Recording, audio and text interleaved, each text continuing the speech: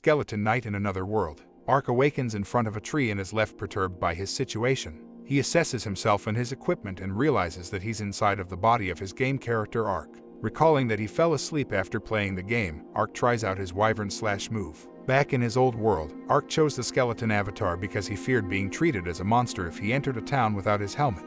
In Luvert, he tries to join the town's mercenary guild but is stopped by the receptionist due to his armor. Ark slays a couple of boars and then an orc with his wyvern/move. We see again Ark slaying the bandits and this time finishing off the remaining bandits. Ark cremates the bandits' bodies with his fire spell and notes his lack of guilt for killing them all. A single mother named Siona works hard for her two children, Marka and Helena. She heads to the field every morning as the sun rises. Marka's father passed away the previous year and her mother had been raising them by herself. Ark accepts their job posting from the mercenary guild. A hunter is distraught by something he saw in the forest that wasn't a fanged boar. Ark deduces that the one responsible for injuring Ponta was the monster that bit her. Ark defeats the basilisk using his holy shield of Tudates and judgment attack. The villagers will celebrate the monster's death, but Ark requests it be kept a secret. Ark enjoys himself in his room with Ponta and considers taking on a more challenging quest the next day. A large group of soldiers slay a giant basilisk of their own. The leader surmises that the one who slew it must be either a god or devil. Arian's inner monologue notes how the elf and human treaty is nothing more than a farce. Arian spots Ark with Ponta on his shoulder exiting a cave and prepares to attack him. Marquis Triton hears from his consort Celsica about the failed assassination attempt on Lauren's life. Ark is attacked by Arian, who accuses him of being a bandit. Ponta senses an elven girl trying to escape from her captors, but is soon caught. Ark tries to offer his help, but Arian flatly rejects the offer and runs off.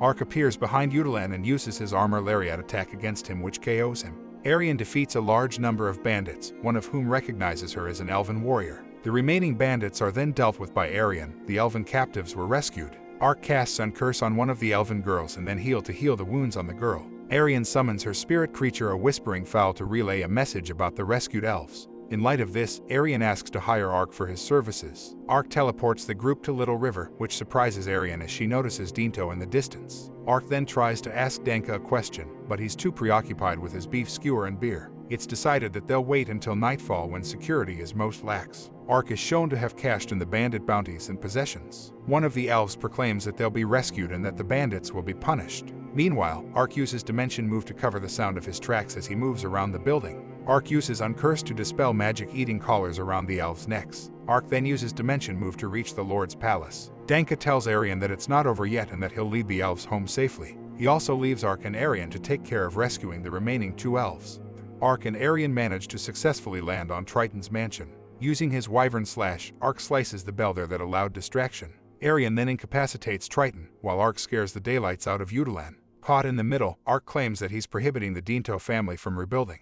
Ark and Arian are rescued from Ponta's mansion after several bombs are detonated. Arian offers Ark to accompany her to the elven lands where more elves are being held captive. Deducing that he's not of the undead, Arian claims he'll be welcomed in the land of elves. In Olev, the capital of the Rodan Kingdom, King Karlon holds a meeting with his children, Princes Sect and Dakairs, and Princess Uriarna. Uriarna claims that she heard the rumors being spread about the elven slaves causing the imposed treaty to be broken. They decide to make camp at a small cliff that was by a small running stream there, and that night, Danka has a whisper bird deliver a message to Arian. Ark catches Arian cuddling with Ponta, which embarrasses Arian immensely. He is then taken to the Elder's house, where he meets Arian's parents. The Elders debate on how to proceed with the humans violating the 400-year treaty about enslaving elves. Dylan hires Ark to hunt down the names on the contract while freeing any elves he encounters. Dylan also informs Ark of a magical spring near Lord Crown that can remove curses. Ark accepts this reward, but internally notes how his curse was an RP thing. Ark and group set out for Olev, the capital of the Rodan Kingdom. Ark reflects on how his skeleton body is in fact due to a curse. Soon the group makes it out of the forest they tracked through.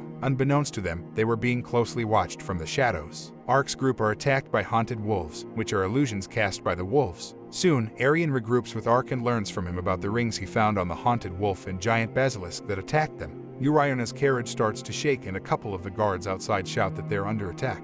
Both Uriarna and Ferna are slain by one of 6 hooded assailants, and one of Uriarna's guards was an accomplice. Ark decides to cast regeneration on Uriarna, Ferna, and as many of her guards as he so can, then regroups with Arian, who had finished her personal task.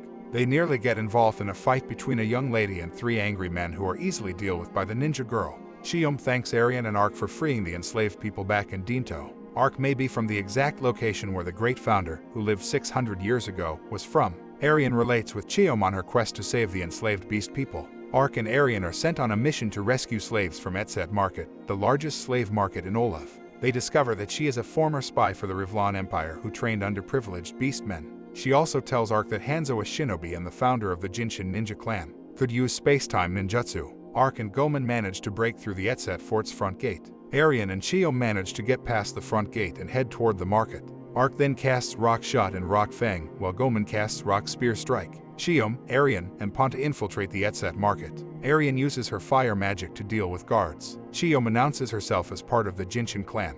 Ark and Gomen use his Rock Fang to decimate reinforcements. Ark's group ride on a boat steered by Gomen and learn from Cheom that she will head to a hidden village in the Calcut Mountains. Meanwhile, Dakers is assassinated by Cetrian, who is in cahoots with Prince Sect, who learns about the freed slaves and Uriarna's supposed demise. Uriarna tells her sister not to tell her father about her survival. Arian relays a message through a whisper bird so Danka can be brought up to date with the current events. Emperor Damasianus speculates that Sect was the likely one to do it. 10. Ark, Arian, Ponta, and the whisper bird are traveling through a barren wasteland. Arian reveals that unlike the rodent kingdom Elven, slavery is allowed and her being an elf is disconcerting. Ark apologizes for his actions after he tried to disperse wyverns. Arian puts a pot over his head and warns him that being an elf in a human settlement is dangerous. Karsi offers them a map of the Rivlon Empire as a reward for their services. Ark and Arian are shown to be rather ill thanks to the combination of her hangover, motion sickness, and the awful smell coming from their cart.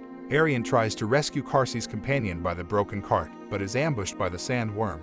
Ark defeats the worm. Ark and Arian journey to Lambert Town, which is a port in Roden governed by a human named Petros du Lambert, and his wife Torisa. Karsi foresees a time when humans and elves can coexist. Despite Karsi's dream, Arian doesn't believe it's possible. Ark and Ponta are on a quest to find the fortress where the captured elves were being held. Arian appears in a trance-like state and attacks Ark, revealing she's a dark elf. Fumba orders her to be his slave and deals with Ark faster. Arian has a dream where she's met by her sister even underneath a large tree. Ponta finds an imp inside of her hood and once revealed, Ark casts Fireball to eliminate it. Ark places Arian at a safe distance and asks Fumba about the elves who arrived there 4 months ago. Fumba summons a horde of monsters, but Ark briskly deals with them all with his sword and skills like Shield Bash. He then sees that an orc was about to crush her with its club, but is entrapped in liquid prison created by Cheom. Ark and Cheom are shown to be alive as Ark's shield magic protected them. Fumaba watches this through the Hydra and relishes his victory over Ark's group. Arian was also alive and was experiencing a calm rage, revealing that she could hear everything that Fumba said. Ark uses a magic spell to summon Ifrit to face off against the Hydra. Ponta leads Arian and Cheom to Fumba's location. They destroy the Hydra with the combined efforts of Ark and Ifrit. Princess Uriarna has met with one of the great elven elders, Fangus. Ark unintentionally reveals his face to Cheom and is then filled in on Ark's condition. Arian will guide Ark to Lord Crown. Princess Uriarna believes that she died once before but was brought back to life to fulfill her angel's wishes. News of the deaths of Hydra and Fumba reach Damasianus, who considers it no loss whatsoever. Watch this next video.